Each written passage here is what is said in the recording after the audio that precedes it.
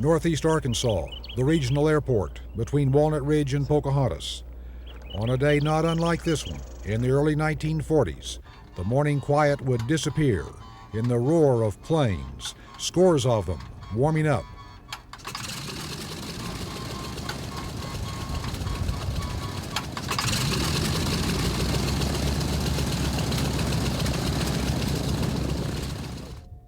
And Charles Reed would have been warming up his plane too. He was a teenager then and mechanic on a BT-13 trainer like this one. Yeah, they had to be ready to go by the time they got the pilots out here about 7, something like that. Others with a connection to the Walnut Ridge Army Flying School have turned out, like the fighter pilot who was a cadet here, or the man who flew 29 combat missions over Europe in a heavy bomber. There's even a grandmother who once was the teenaged sweetheart of a cadet. They're members of what's been called the greatest generation, the Americans who helped save democracy during World War II. That is me. Several years ago. And Stanley Rames can go up again in the same kind of plane from his basic training days all those years ago. And no one cares that it's painted in Navy colors. The reunion is a project of the Walnut Ridge Army Flying School Museum. The museum is in a little brick building near the main runway. Soldiers came in by convoy. So there they are getting out of the big, they'd haul them in like that. The first group came in from Mississippi, like that. A new museum with a lot more space will be ready soon.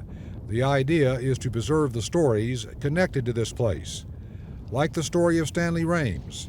He was maybe 19 when he came here, went on to pilot P-51 Mustangs, the Cadillac of American fighters during World War II, was shot down over Germany on his 50th mission, was a prisoner of war for a year, but on this day was a kid again in a trainer that helped send him on his way.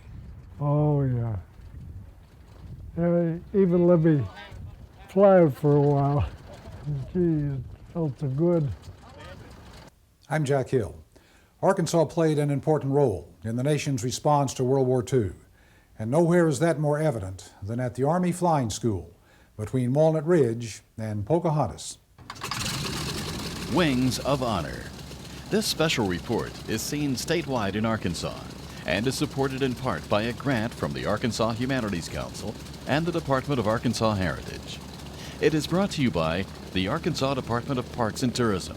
Call 1-800-NATURAL or visit arkansas.com for your free vacation planning kit.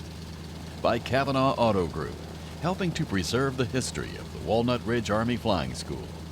And by Walmart, always low prices, always. On down the street, about 400 feet is where the guardhouse And the reunion continues. Now, once we make this turn to the left up here, if you'll look off to the right, you'll see one of the original hangars, a double bay hangar that was built in 1942. The green buildings represent mess halls, so there were 8 mess halls on the airfield. But when news of the flying school began to circulate in April of 1942, it's doubtful local folks had any idea what was coming.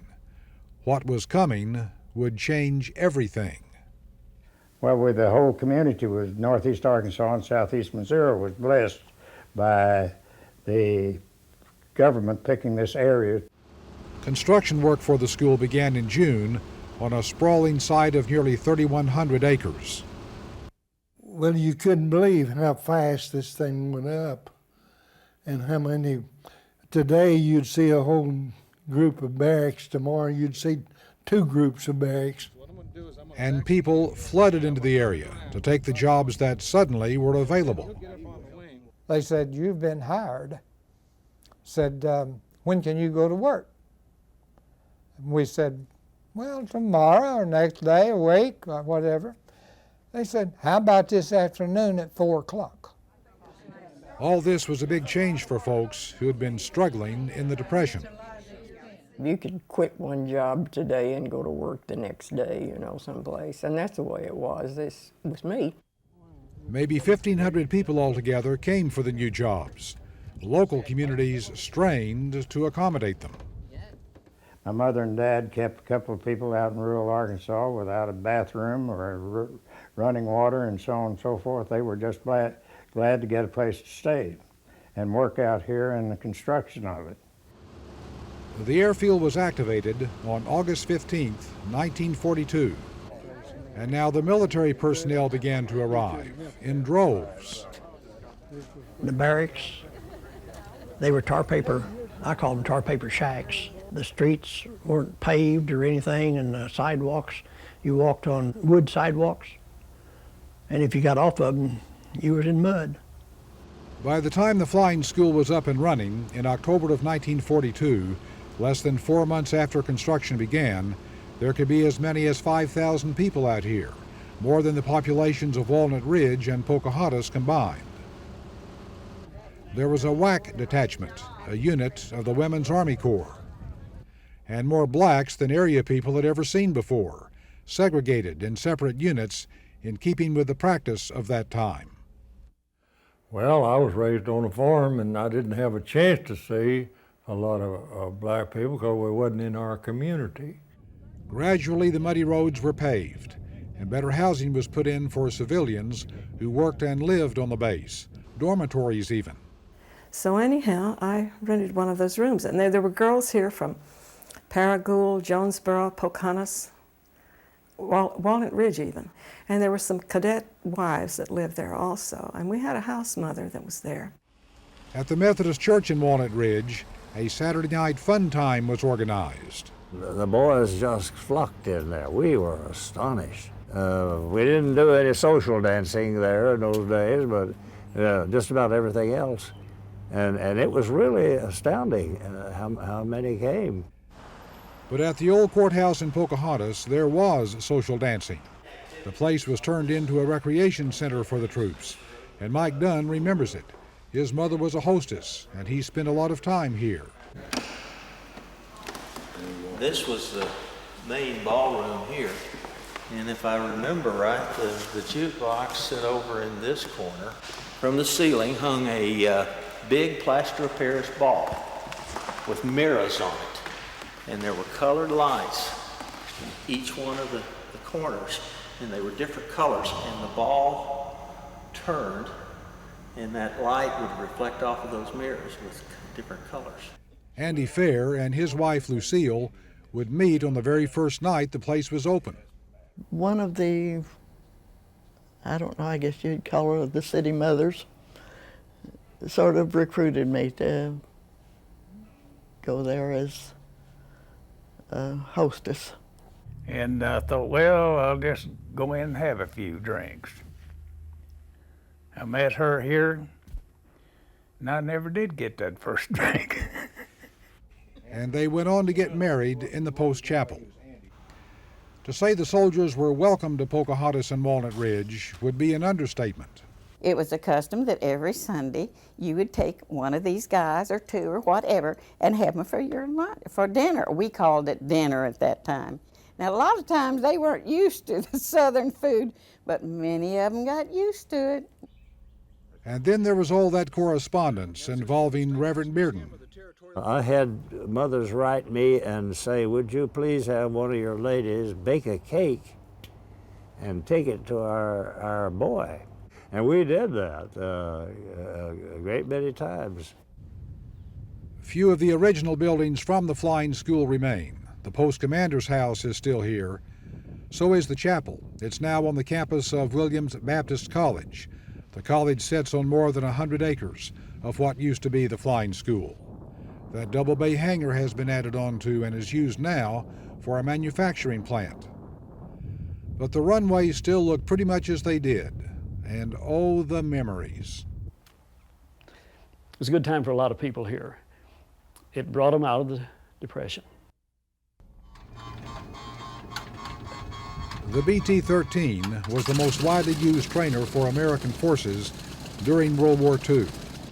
Shortly before the plane came into service, the Chief of the Air Corps said in 1939 that America's air arm was 5th or 6th rate. And this plane, and the men who flew it, aimed to change that, as the United States played catch-up at the beginning of World War II.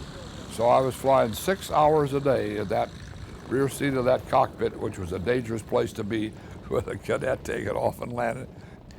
James Brackett was an instructor at the flying school. Some of us didn't have much more experience than the people we were teaching, but we had to get them out in a hurry. You either fly in the morning or in the afternoon, and another group of instructors fly the other half of the day. Hundreds of flights would launch into this airspace on a typical day, often 7 days a week. Sometimes to come back in and land, you would have to travel 25 miles away from here and get in a line and follow that line in to land on the runway. So big traffic jam in the air, and that's why they had those auxiliary fields. There were 5 of them, at Biggers, Beech Grove, Walcott, Bono, and Pocahontas. They're fading from memory now, but not the field at Pocahontas. It's still used as the city's airport.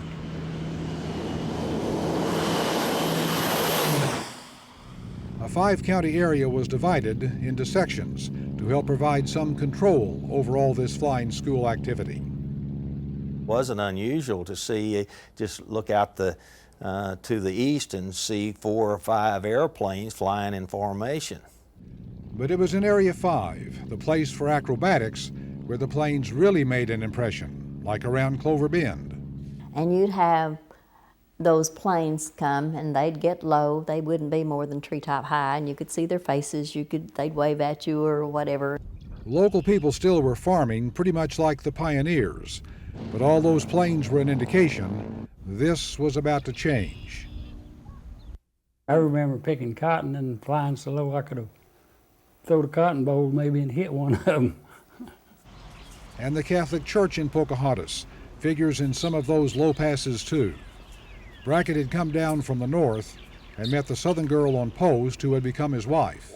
And then during church on Sunday, he had come along in that BT-13. So when I got right over the church, I could put it into high gear where it would go really churned, didn't it? Anyway, that let her know that I was still here. And Jim always seemed to time it just in the middle of the sermon. I was a little embarrassed, but I was very pleased too. You know, you're flattered. Out on the flight line, boys who'd known nothing but farm work found themselves maintaining airplanes. Now there could be something beyond the farm. Actually, when you stop to think about it, there's a lot of education into it. We learned a lot different from what we'd been raised as a farm family. And this was different. It was known as the Link Trainer, a flight simulator for cadets.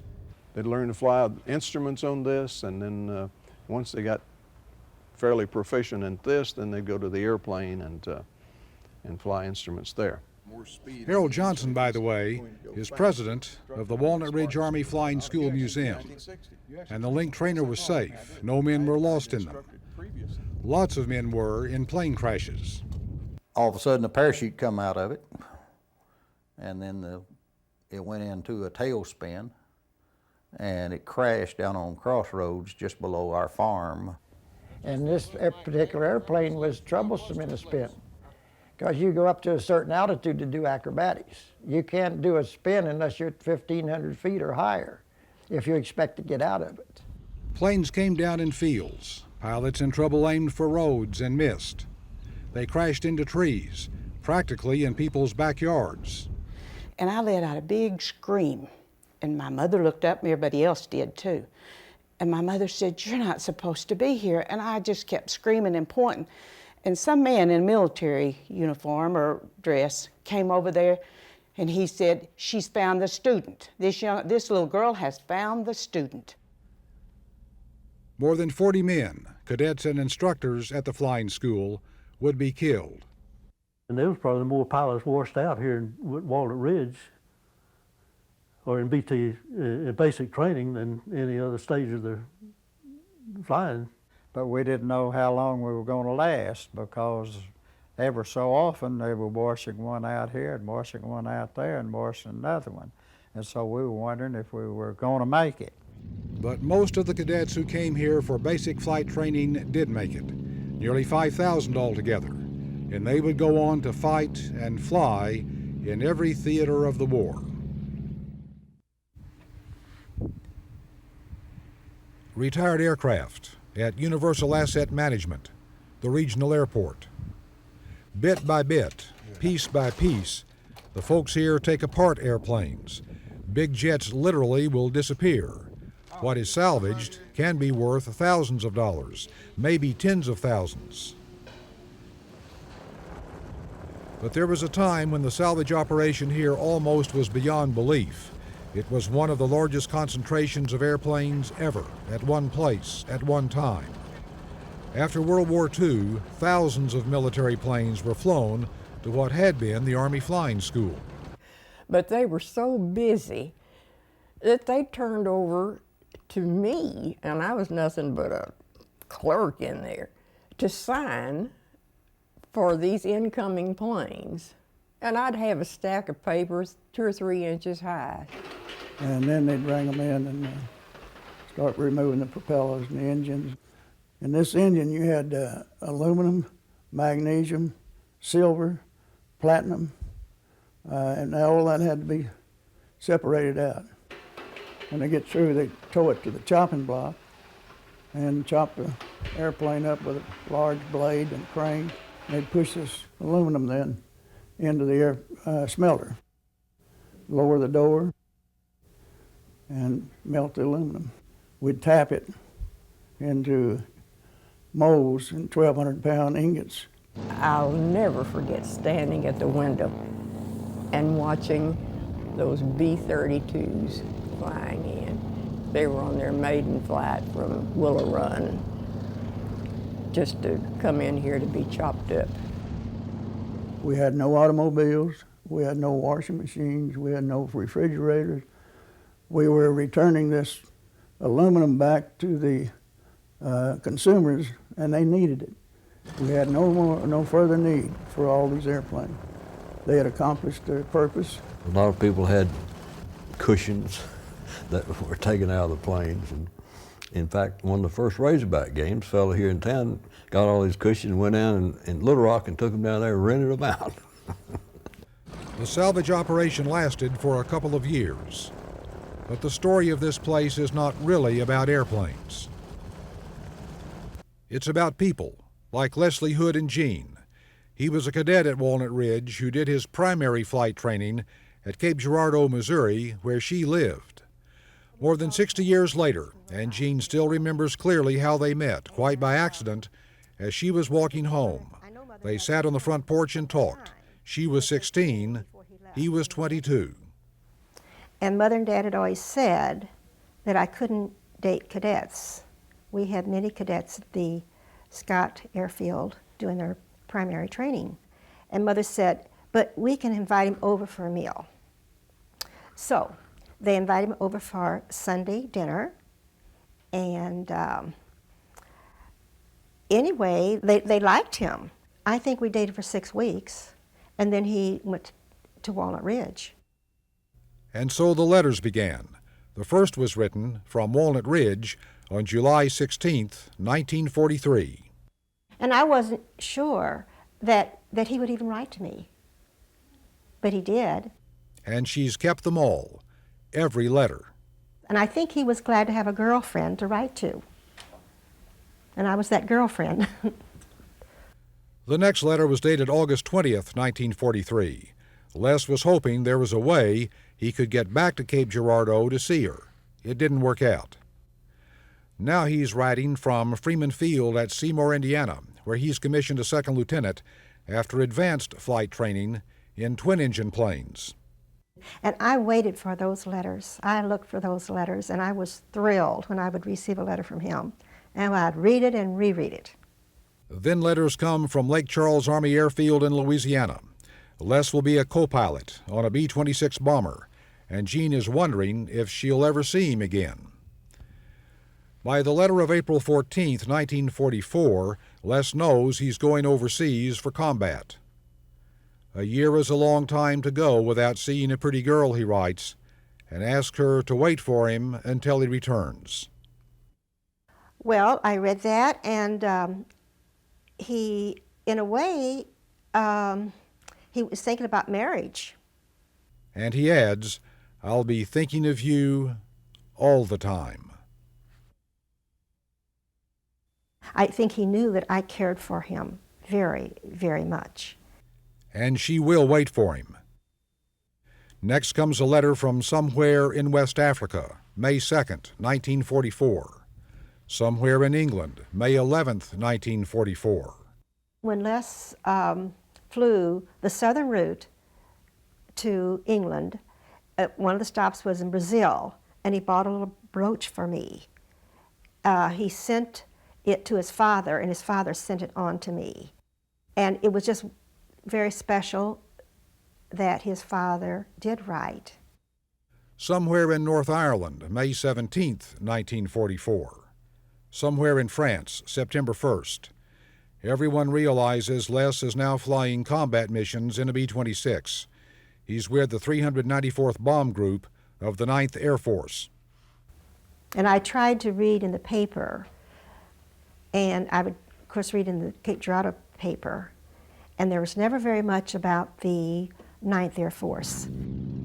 The B-26 was the primary medium bomber used by Army Air Forces in Europe during World War II. It had a range of more than 1,000 miles, a bomb load of 4,000 pounds, and a top speed of nearly 300 miles per hour. A clipping arrives from Mr. Hood in January 1945 that indicates Les has been promoted to first lieutenant, has completed 33 missions, has been awarded the Air Medal with 3 oak leaf clusters. There's a note from Les on January 24th from London, where he's getting a break from combat. And then the letters stop coming. On March 14th, 1945, Mr. Hood writes Jean, "This is the hardest thing. Leslie is missing in action over Germany since February 21st. No other details." Jean got the letter on a day that should have been a happy one. And that afternoon, I was being initiated into Literary Society, which was Cape Dorado's substitute for sororities. And I got this letter. And, of course, I didn't make it that afternoon. I was just, didn't know, I was just distraught. And now her letters to Les are returned and marked missing in action. But we did have some hope that he was a prisoner of war. And they knew that, I guess, 4 or 5 parachutes had come down. Missing is one thing. Killed in action or deceased is something else. You always have hope. Always have hope. But on May 28, 1945, Mr. Hood writes, "There is no way to break bad news gently. Leslie is not coming back." That was the worst, because we had hope. I've always felt so sorry for them. Of course, he was their only child, and I felt sorry for myself, but I felt more sorry for them. But Les did come back. His remains were buried with full military honors at Arlington National Cemetery in June of 1949, more than 4 years after the war in Europe was over. And Jean still visits his gravesite. First Lieutenant Leslie Hood, shot down over Germany on his 50th combat mission. Their story is but one of thousands connected to the Army Flying School between Pocahontas and Walnut Ridge. This is Jack Hill reporting for Arkansas.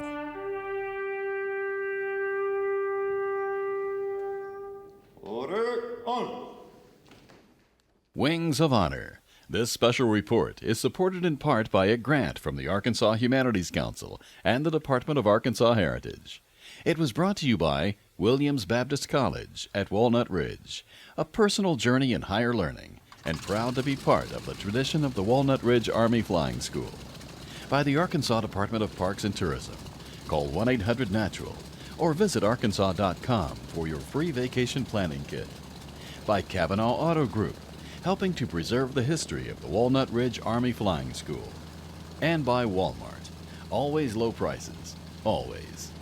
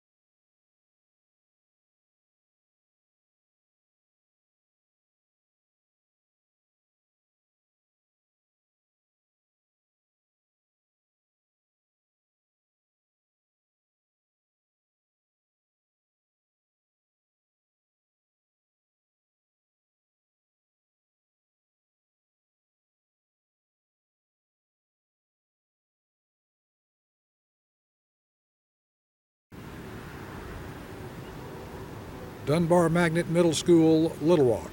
Enrollment more than 800. Students have come to an historic place. There's proof of it right by the front door. Outside, another indication. But in the hustle and bustle of a class day, who has time for historical markers, or that Dunbar is a Rosenwald school? And if Dunbar students aren't aware what it means, they're not alone. Most of us aren't aware of Rosenwald either. I'm Jack Hill. Dunbar is among hundreds of Rosenwald schools built in Arkansas. They made an enormous difference. It is one of the great stories in the history of Arkansas education. New Schools for Arkansas. This special report is brought to you by the Arkansas Historic Preservation Program and Agency of the Department of Arkansas Heritage. By your Arkansas Department of Higher Education. By the Arkansas Department of Parks and Tourism. Call 1-800-NATURAL or visit arkansas.com for your free vacation planning kit. By Arkansas State University in Jonesboro. Since 1909, ASU has been powering the minds of students and community leaders in Arkansas and beyond through research, scholarship, and community service. By the Arkansas Student Loan Authority, ensuring that money for college is available for students through a statewide network of community banks. And by Arkansas Blue Cross and Blue Shield, Blue and you, working together for a state of better health. The FedEx maintenance facility in Mobile, Alabama. Joe Ferguson is a senior aircraft maintenance technician. He's also the first male black graduate from the first public school system in the South to desegregate. Joe's from Charleston, in West Arkansas, over near Fort Smith. But before he entered the previously all-white system in August of 1954, Joe and a handful of other blacks went to a Rosenwald school, a one-room frame structure out east of town, built in the mid-1920s, grades 1 through 8, with a single teacher. Joe says it was fun, and he loved the teacher. One of the things that she did was made us believe that even though we lived in a little small community, that through these books that were available to us, we could go anywhere. At Rosenwald schools in Arkansas, teachers had lots of opportunities to influence black kids. There were 338 Rosenwald schools in the state, in 46 of 75 counties. Some counties had a dozen or two, counties with a large black population. And one of the reasons why most folks don't know anything about Rosenwald and the Rosenwald School is because nobody paid any attention to what was going on in rural black America. Offices for the Arkansas Historic Preservation Program, an agency of the Department of Arkansas Heritage in Little Rock. The program's resources now include an archive on Rosenwald schools. When the National Trust for Historic Preservation named Rosenwald schools to their 11 most endangered list, since it affected Arkansas, we decided it was time to see what existed out there across the state. The Bigelow Rosenwald School at Toadsuck in Perry County still exists. So does the Chico County Training School at Dermont, and the Dallas County Training School High School in Fordyce. Then, of course, there's Dunbar in Little Rock. Dunbar was built in 1929 and apparently is Arkansas's only Rosenwald school still used for public education.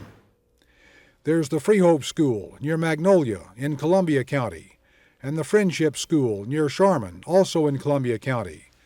The Kibble School is in Miller County, in the vicinity of Doddridge. The Lafayette County Training School remains in Stamps. Because Rosenwald schools were essentially forgotten, it's kind of rediscovering this little-known part of Arkansas's past that was a very important part of our past. The Lafayette Shop Building is part of it, too, near Camden in Ouachita County. There were 32 Arkansas shops with a Rosenwald connection. There's the Malvern Rosenwald School in Hot Spring County, the Marion Colored High School at Sunset in Crittenden County, and the Mount Olive Rosenwald School in Bradley County. But once the Rosenwald schools, then the school became the center of the community. So they served a lot of different purposes. The Oak Grove Rosenwald School is another, in Sevier County. So is the Peake County High School and Shop Building at Arkadelphia, along with the Selma Rosenwald School in Drew County, and St. Luke's School at Turkey Scratch in Phillips County. A lot of these schools were out in the middle of nowhere, and they couldn't get teachers. And so the Rosenwald Fund helped build homes. So they would stay in a rural area, a decent place to live, and teach. They were called teacherages, and the Rosenwald Fund helped build 19 in Arkansas. And then there's the Tollet Shop Building in Howard County. It brings to 17 the Arkansas Rosenwald structures still left, apparently. Rosenwald facilities came during a time of strict segregation in Southern education. It was the law. Black students had to contend with a system known as separate but equal.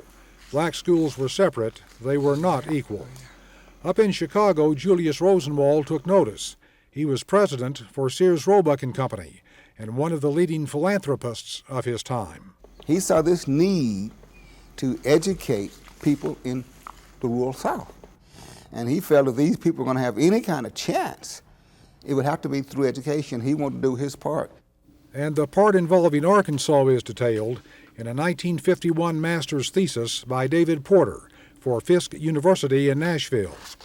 It reveals the 1915 Goff School in Hempstead County was the state's first Rosenwald school.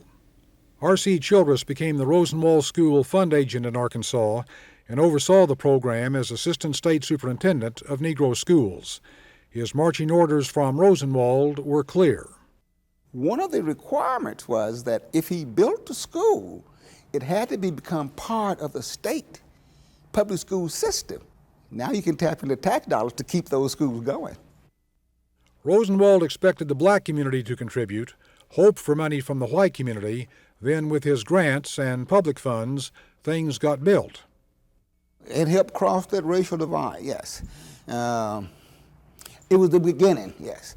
Rosenwald structures were built to exact specifications. There was a set of blueprints. The idea was to produce buildings of uniform quality.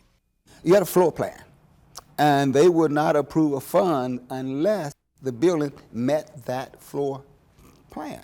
They were well constructed, and they lasted for a long time. There was even a celebration for blacks in Arkansas known as Rosenwald School Day, with printed programs and all kinds of events. When Julius Rosenwald died in 1932, his initiatives ended. Altogether, his money helped build more than 5,000 structures related to black education in the South.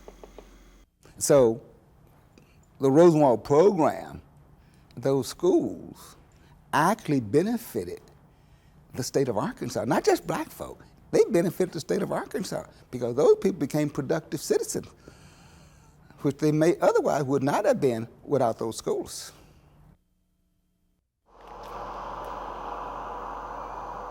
County Road 38 in Columbia County, east of Magnolia, an area known as the Freehope community. The Freehope School was built in 1926. Ernest Alexander went to it, grades 1 through 8, beginning in 1938. He came back home to retire and found the building in disrepair. But I found out how well this building was built when I was underneath the building, and I began to wonder how in the world did black people build a building like that back in the 20s? Where did they get the money from? I didn't know. The black community provided $500, the Rosenwald Fund $400, there was $3,400 in public funding. And so the Freehope School was built for about $4,000, but the key apparently was the Rosenwald grant, a kind of seed money. Okay, the inside of the building here, you can see this is the hallway here where we all came in and through the hallway. And here where we are now, back here in this section back here was the 5th and the 6th grade. And up here was the 7th and 8th grade. A typical feature for a Rosenwald school like this one was a petition of folding doors that would turn one large room into 2 rooms for classes. The folding doors were right here would fold up against here. And when we let them out, they go all the way across to the wall over there. Yeah, then we had 2 classrooms. Wouldn't believe it, but we played basketball in this little room here, from that wall to that stage right there. This ceiling was up higher, and it had those hanging down lamps. And we had to be careful when we would shoot, that we didn't shoot so high and hit the lamp. And then there was this educator. Mr. Clayton was a great teacher. You love to be taught by Mr. Clayton. He wouldn't have been here if it hadn't been for this building. The building is now a community center for the area, and Alexander did much of the work. Because this is where I got my beginning, my start, and I just wanted to do something for the community. Only then, all these years later, did he learn about the Rosenwald story. Yes, I owe some thanks to Julius Rosenwald, and many other kids owe thanks to Julius Rosenwald, because we didn't have good schools to go to before he built all those schools in Arkansas. And this is another of those schools, the Chico County Training School at Dermont, built in 1929 for $22,400. Of that, the black community gave $1,000, public funding $19,005, and the Rosenwald Fund $1,850. Bertha Creeth graduated from the school in 1954. And there was a graduation class, maybe about 30, maybe 40 kids. And we would march down this hallway, and we'd come through this door, these two doors, and we would march in here. It was packed to the tilt. And there were people outside because they were late coming, you know, and they couldn't get in. And children still come here. The place is now a daycare and provides for maybe 60 kids most days. It's really nice because it has been used since the integration. In 1970 was the last high school class that graduated from here. The fate of the Chico County Training School is typical. Most Rosenwald schools would close with the coming of integration and consolidation. But there was a time when this building was something special, 12 grades, when few rural schools in Arkansas, black or white, went past 8th grade. I had a lot of classmates and schoolmates that came from other towns around that came here to go to school because there was no school in their town for high school students. There were no buses for blacks, but there was a young man who drove a truck, and he brought his family, people, and some more friends, and of course I was able to ride with them on the back of a truck. Because of this school, some students moved into town. And my parents had friends who lived here and could get a room for me to come and stay here.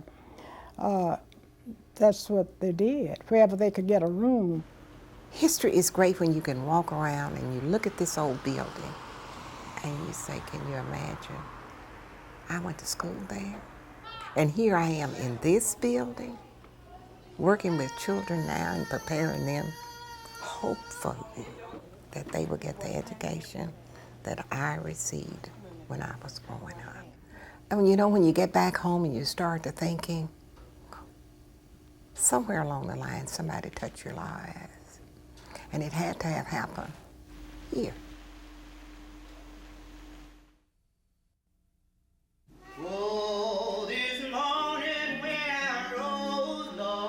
A crossroads deep in the Arkansas Delta, where the blacktop ends on County Line Road.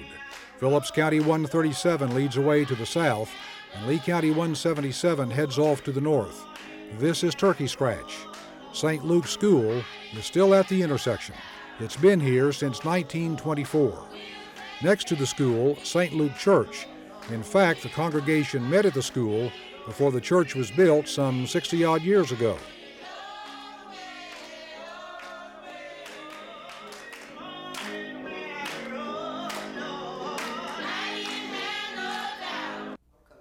When Ethel Lucas started school here, the building was almost new.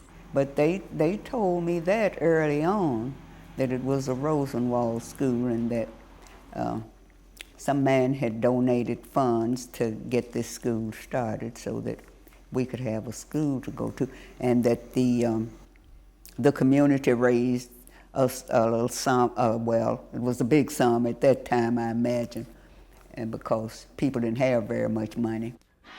Blacks did come up with $500 for the school. Public funding provided $1,000, and the Rosenwald grant was $700. Total cost, $2,200. Willie Woodard was a student here in the 1930s. Yeah, it helped me now, because I didn't have a chance back in my day. And by this school being here, my parents weren't able, they didn't have a ride, a car that carried us nowhere else, and that was a blessing for us to have this school here. The roads are empty now. They weren't then. There was a family on every 40 or 80 acres, and people would walk miles up and down these roads to and from school. My mother would take me, she'd walk to school. That's the way we had to go. I had to go to school. She would take me to school, she would walk me up there, and then in the evening, my father would come and get me and take me back home. The building is now used for storage, has been for a long time. But the wires are misleading. There was no electricity when St. Luke was built. Mrs. Lucas came back as a teacher in 1947 and told her students about Julius Rosenwald. But they got the interpretation of it being a rolling wall school because of the doors. And we tried to explain to them how it wasn't rolling wall, it was Rosenwald. And when those doors here roll back, there was a program most Fridays. Everyone was expected to perform, on occasion, no exceptions. I can remember my cousin and a couple of guys got up to sing one day, and when they got up there to sing, the other two got scared and they didn't even open their mouth. And he had to stand up there and sing all by himself.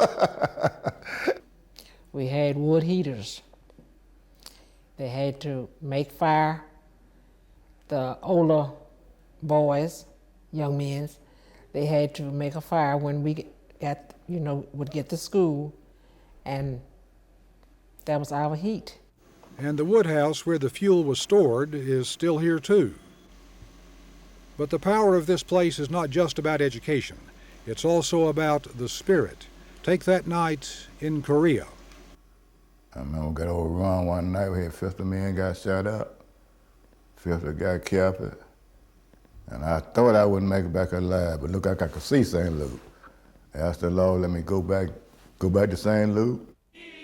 And so on this Sunday, people come to hear Reverend Gillespie preach, to have the deacons pray, and to remember at a rural intersection where a Rosenwald school and a church share the name St. Luke, way out here at Turkey Scratch. Interstate 55 at the Marion Sunset exit in northeast Arkansas. Just a few blocks away, things slow down at the Marion Colored High School. It's been closed now for a long time, but people have not forgotten the way it used to be.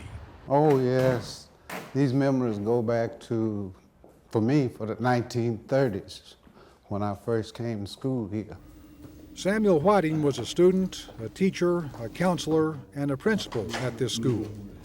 He's disappointed, of course, by its present condition, but he can still hear the voices that once filled this empty space. Okay, this classroom has a lot of history for me. When I first started the school here, this room was my original classroom. I was third grade. Later, this became my classroom in the years when I returned to teach.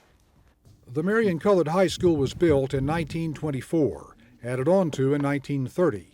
The original cost was $15,900. $1,200 came from the Rosenwald Fund, the rest from public funding.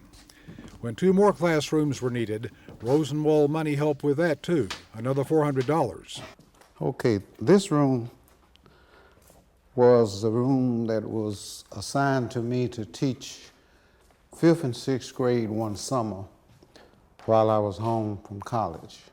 Now, in this room is where I really decided that I wanted to teach.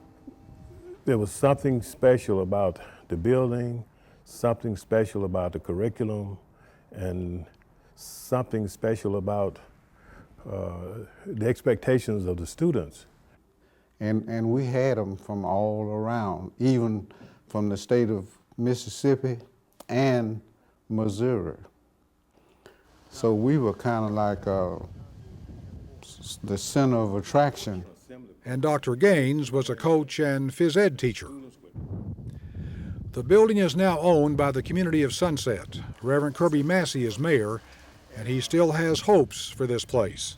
What we want to do is we want to create a community center. We want to do a library, a museum. We have a very rich history with this building here, and that's one of the reasons why we're trying so desperately to restore the building. The site for the Osceola Rosenwald School. Joe Harris is national chair of the Alumni Association. This monument was built by a group of us that got organized, and we felt that we should have something to recognize Rosenwald, the old red school building, and we went and found some of the old brick, and so now this monument sits right in the center of our old Rosenwald school building. This is everything to us in Osceola. It is. It goes back to 1925. Our parents, our grandparents, they all went to school here. This was all we had. Miss Wilburn in the 5th grade and Miss Lucille Dillingham, who was my 6th grade teacher, often referred to Julius Rosenwald as the father of African American education in the Delta. At the last reunion, more than 300 people showed up for 3 days of activities. We have chapters all over the United States. California, Chicago, St. Louis, Cleveland, Ohio, Pennsylvania. We have them all over the United States. And now the Alumni Association is getting ready for the next reunion. They have one every 2 years. We had so much pride. That purple and gold with that tiger, you had a lot of pride. We want to pass this on to our next generation. We do not want a lost generation. We want to keep it before them that you have a rich heritage. I don't know, it was just something when you walked on Rosenwald campus, there was a vibe you would feel. The classroom consisted of probably 30 or 40 kids or more, one teacher. And that just made you feel so welcome, you know, and you just made you felt part of Rosenwald, being a member. And it spilled over in academics, it spilled over in athletics, it spilled over in all areas of your life. We're just proud to be a part of the Rosenwald experience. And the meeting concludes with the school song.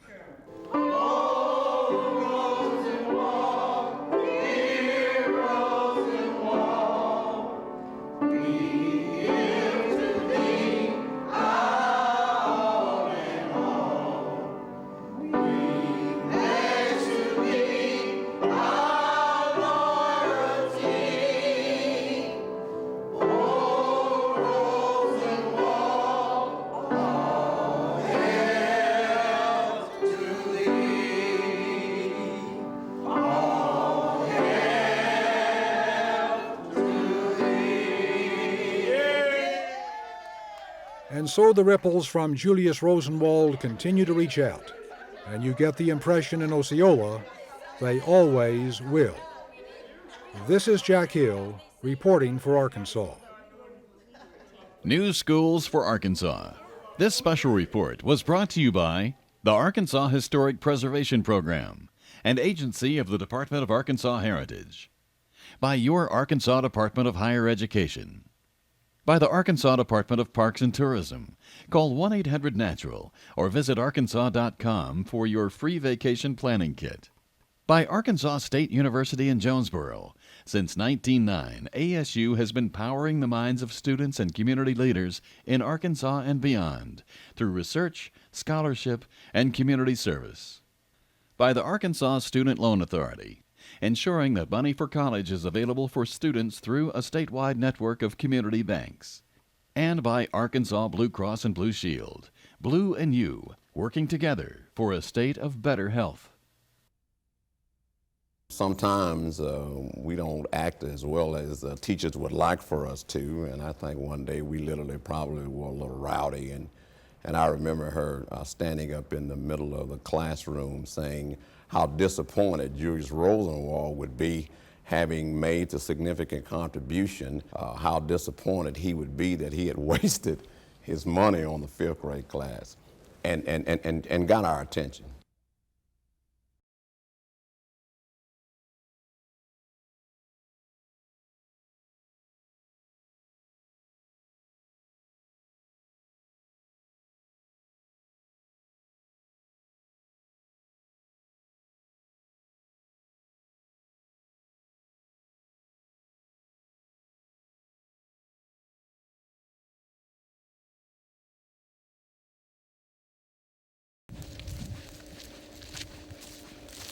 A mountain trail in central Arkansas.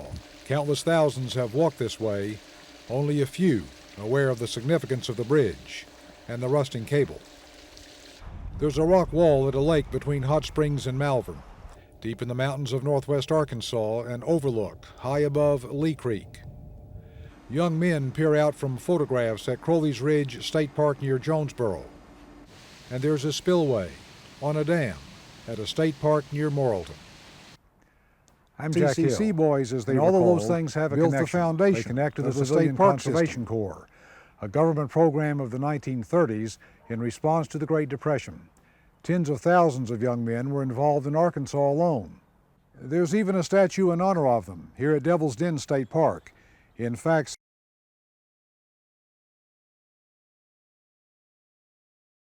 they didn't make a lot of money, but they got plenty to eat, and their story is another example of the rich history we share in Arkansas. $1 a day and all you can eat. This broadcast is seen statewide in recognition of the 75th anniversary of Arkansas State Parks. It is brought to you by the Butler Center for Arkansas Studies at the Central Arkansas Library System, by the Electric Cooperatives of Arkansas, your local energy partners, by Arkansas State Parks, and by Walmart. Always low prices, always.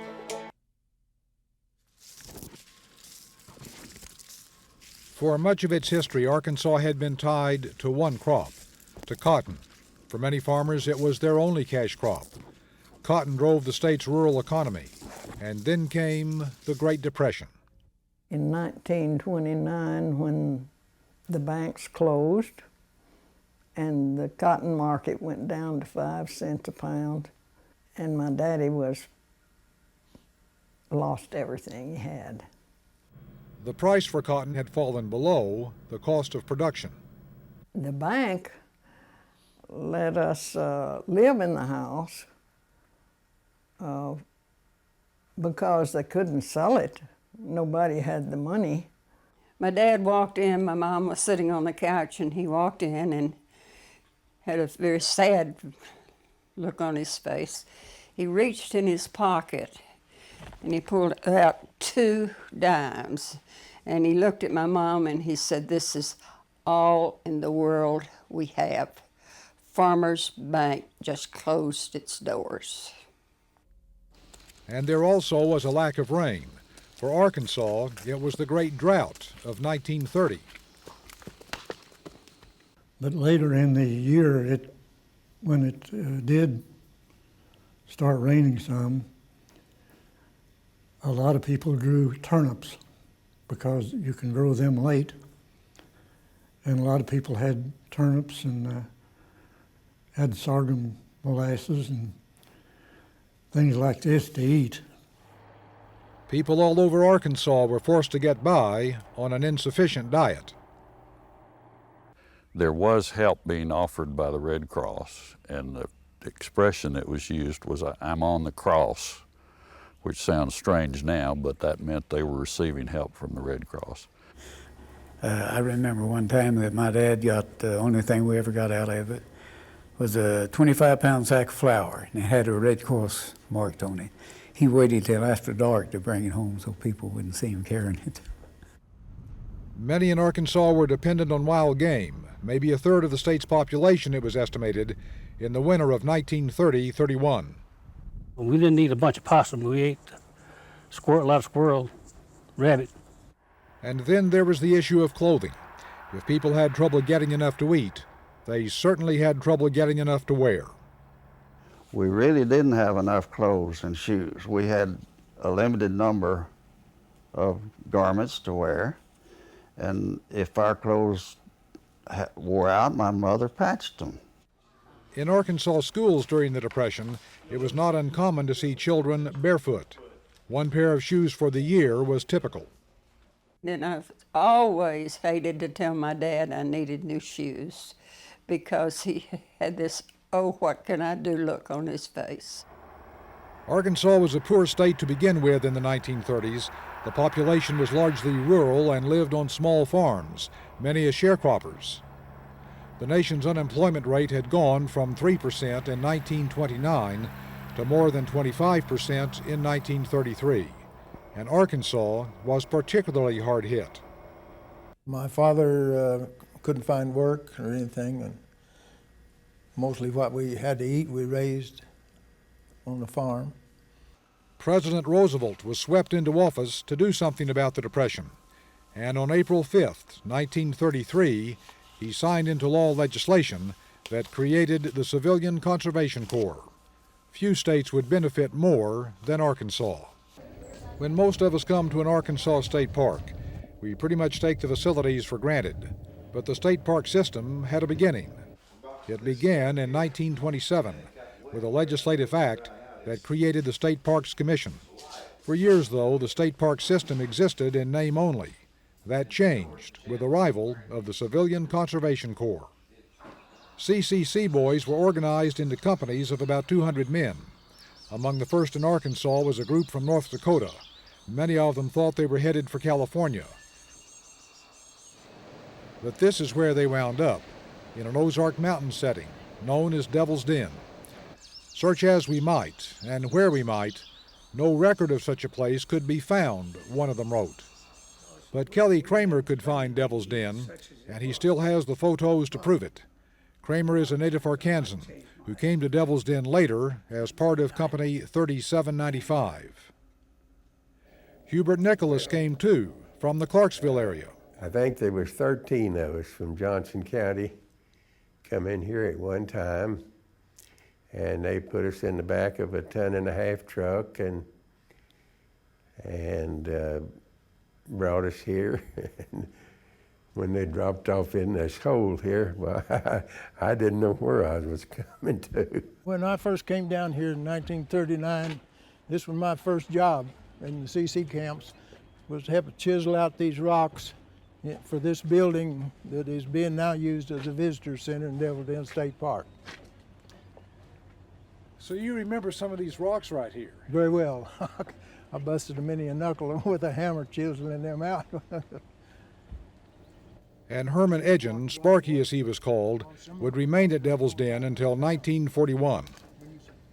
This is one of 5 Arkansas state parks with a connection to the Civilian Conservation Corps. There's also Crowley's Ridge State Park, Petit Jean, Mount Nebo, and Lake Catherine State Park. The idea was to create facilities for public use while providing young men with jobs, young men who otherwise were unemployed. This is the greatest job in the world. They fed you and gave you a place to sleep and clothes to wear, and you had no problems. There were dozens of CCC camps in Arkansas. First time to be away from home. In fact, I was so homesick for the first 3 weeks I thought I'd croak. The CCC included several all-black companies in South Arkansas. It meant black enrollees were overseen by a mostly white leadership, in keeping with segregated practices of that time. Most of the boys were paid $30 a month, but they could keep only 5. The rest was sent home. And believe it or not, I would save a little money out of that $5. And my grandpa was a friend of the county judge, and he went to him and talked to him, and he said, yeah, he'd get me in a CC camp if I'd pay him $25. And the first $25 that went home, well, that was supposed to go to the county judge, but then By the time that all progressed around, he was in a little hot water about taking the $25, and we never did have to pay that. Not only did CCC boys have a job, but the dollars for home pumped money into the local economy by helping the family. At least they got some money to buy clothes for the rest of my brothers and sisters so they could go to school. Nearly 70,000 Arkansans enrolled in the Civilian Conservation Corps, about 3 million other young men nationwide. The average enrollee was 19, weighed 147 pounds, was 5 feet 8 inches tall, with 8 years of education. And the first thing they said to us when we approached the campus that you are a man now, and you'll be treated like a man, and we want you to act like a man. CCC camps were run by military officers, mostly from the Army. Men lived in barracks and were introduced to military methods. Saturday morning inspections, for example. And if we didn't pass inspection, we had to stay there till it could pass inspection. Medical services were provided, which included the first dental care for many enrollees. After work, there were education opportunities. It's estimated more than 2,000 Arkansas boys learned to read and write while in the CCC. But it was food that made one of the biggest impressions. I gained weight after I came in because we got 3 meals a day after we got here. Another indication of why so many CCC boys gained weight, the 1934 Thanksgiving menu at Crowley's Ridge. Admittedly, few of the meals were this lavish, but there was always plenty. And it would be brought to them if they were working off-site. The CCC program primarily was for young men between the ages of 18 to 25, and they were expected to be single. It didn't always turn out that way, especially in Arkansas. He asked me if I'd like to be his wife. Of course, I told him I reckon. And so he made the arrangements, and we went to this preacher's house. He said, I'm not supposed to get married. Of course, we knew that. Louise just turned 17, and Charlie was 21. And we got married, and then we went out to eat, and then he took me home to my mother and dad's, and he had to go back to camp. So that was our honeymoon. We didn't plan on telling it, and it came out in the paper where the license are issued. Of course, everybody knew it then. The Fletchers would be married almost 61 years. Addie Lee Lister was a school teacher at Winslow and fell for the mess sergeant at Devil's Den. Both were in their early 20s when they got married. That worked out real well because we just continued the same way that we were. I told my landlady that, Roy, we were now married, and for her not to tell anyone, and she didn't. And the mess sergeant's marriage to the teacher lasted nearly 62 years. The Kramers had been married now for 63. Her dad had a fit when he learned his 17-year-old daughter had just married a guy at Devil's Den. But the company commander knew what to do. And so he saw us drive up, and he came down to the parking lot, and I introduced him, and he said, well, Mr. McLean, I know that you're upset, but he said, if I had to pick one man out of 3795, it would be Kelly Kramer. So that went over big with my dad. And then there was this. Company formation at the flagpole, a retreat ceremony in the evening to lower the colors which were run up at a similar formation in the morning.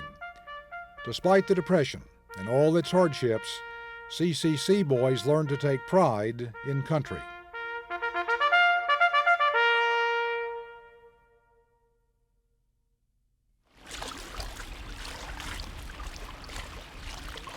It's a Wednesday morning in April, and Peanut Daniel has returned to Lake Catherine State Park. Well, it brings back some good memories.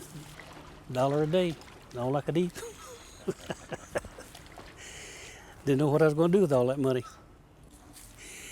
But we had a lot of fun here, hard work. Daniel was a teenager when he was here in the CCC. At cabin number 3, he chiseled his biggest rock. Well, I can remember this one a lot more than I can the rest of them. For some reason or other, it's so much more hard work. I just went into it. You had to be very careful working around a crack like that in that rock. Right. Because if you hit it the wrong way, this whole side here would break off. That was just a brushy wilderness when we moved in there. We cut out trails with briar hooks and Kaiser blades and double bit axe. Lake Catherine is well known as a recreation area, but during the CCC years, it also was a transportation route. There wasn't really a public road through there at that particular time, so we had to cross the lake to get over on the other side to the public highways. And most of us hitchhiked when we traveled. But to get across to the Hot Springs Malvern Highway, you had to hail a boat. And you banged on that plow, it was hanging from a tree, and the guy across the lake who was in business, he'd paddle across. He didn't have a boat motor on that boat. He had to paddle across. He'd take you across for a dime, and if you was 6 of you there, he'd take you across for 60 cents. Reverend David Davies remembers early in the Depression when a CCC-related opportunity came to his father, an engineer and county surveyor. He was between jobs. He never said I went out of work or something, but the time between jobs was getting longer. And my father was contacted by people in Little Rock and asked about would he be willing to be the supervising engineer over construction of a park on Petit Jean Mountain, and he was pleased and delighted and accepted gladly.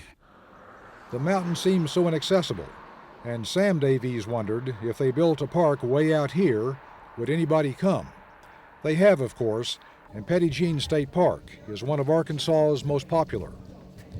Mount Nebo is about 30 miles west of Petit Jean, and it was the answer for another family. My dad was a building contractor. Nobody re-roofed their house. Nobody built new houses. So luckily, my sister had a small job. At one time, we couldn't even buy a license for the car. But finally, he got this job with CCC here. He was the building superintendent. And after he paid off a few debts or so, or we got back on our feet, he bought a new car, brand new car. The Walcott community of today in northeast Arkansas is a quiet place, but there was a lot of excitement here when the CCC moved in next door to build the park. The CC boys came here in the fall of 1933. Everybody kindly said, well, maybe things is going to pick up. They saw that the CC boys was going to spend their money. You could go up there and take in laundry. They put in a pool hall. We had another fella that put in a little hamburger joint that'd seat about 10 people. He could put you out a big hamburger for a dime and a soda for a nickel. And he had candy bars and stuff, and his wife would make cakes and pies and bring down there. And out in front he had a big sign that said, "Eat here if it kills you. We need your business." Mailboxes on Petit Jean Mountain are hardly given a thought, but there was a time when they provided a food delivery system. People left buckets at their mailbox for CCC leftovers from the mess hall. They were thrilled to have the scraps. They were that hungry. People were. In fact, one old CCC comment was, they'd say the first white bread I ever saw was thrown off the back of a CCC truck. And that, I'm sure, had happened, where the CCC men would see hungry kids and throw some of their bread or lunch things off to them. I remember when the CC came to the mountain, and I remember that my grandmother was pretty excited about the prospects of getting a good road up the mountain.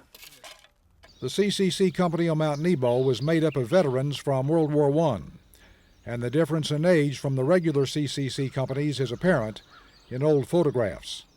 Another difference was the goat, the company mascot. The men at Petit Jean also were vets from World War I. And they did not make the veterans do the military routines. They'd already done that as soldiers. Reverend Davies got to observe all this as a kid because in the summer the family moved to the mountain to be with his dad. It's sort of like growing up in the Garden of Eden as far as I was concerned. And W.R. Hegler was a kid at the same time. His dad was project superintendent for the work at Crowley's Ridge, and so he got to watch the CCC boys there. Really exciting just to be around them and seeing them work and do the things they could do, they could handle.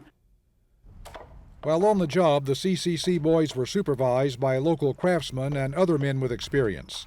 Military officers were not involved in that. And the boys did need supervision. Almost all of them were unskilled. Yes, I was an unskilled person when I got there. I was only 18 years old and still in high school, really. I dropped out of high school to go.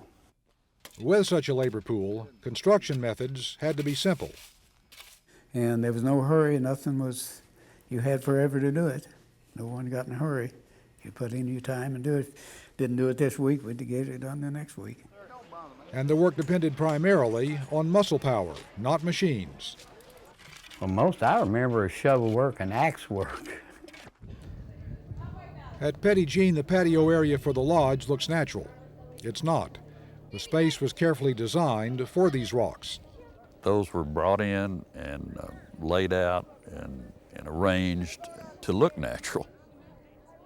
There is a definite CCC style. It extends to metal fittings in the old buildings, a product of the blacksmith shop. Then there's the furniture, simple and straightforward. CCC boys made this too. The idea was to have everything compatible with its natural setting, which meant using native materials, especially stone and timber.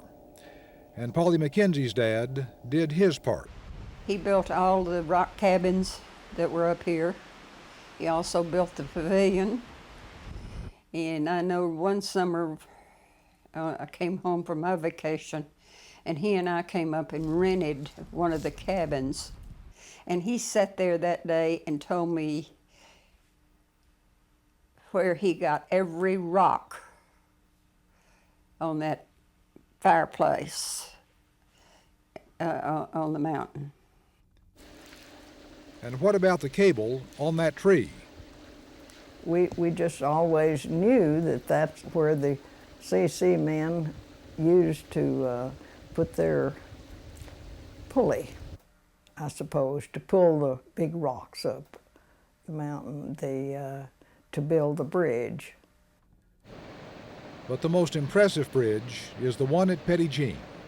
They built a wooden form of the arch and then began to lay the stones up until they met in the middle. And then I remember my father explaining to me they had a keystone, and when the keystone went in place, the arch was secure. I'm sure that was an anxious moment, but it did stay together. When friends of mine from out of town would come to town, and we'd come up on Mount Nebo, and I would tell them that my dad built that. We're proud of it. This will be here 100 years from now, just like it is now. Look at these logs up here, 60 years old, and they don't look like they've been here 5. They'll look just like that 100 years from now. It did a lot of good, and the men that were involved in it had their self-respect maintained because they were earning it and they were doing something eminently worthwhile. I think it made a man out of me. I was just a kid, 17 when I come in. It turned my life around. I learned a little bit while I was here, and it's probably shaped the rest of my life. Crowley's Ridge State Park. The flag is a reminder of how other lives were shaped by the CCC as the program was shutting down in the run-up to World War II. They left 3 people to I'm assuming to take care of the camp until they can completely close it. And they still maintain the flag ceremony. There have been a lot of sunsets since the CCC boys were at Mount Nebo and those other state parks. But we will continue to benefit because of what they left here. This is Jack Hill reporting for Arkansas. $1 a day and all you can eat. This special report was brought to you by the Butler Center for Arkansas Studies at the Central Arkansas Library System, by the Electric Cooperatives of Arkansas, your local energy partners, by Arkansas State Parks, and by Walmart. Always low prices, always.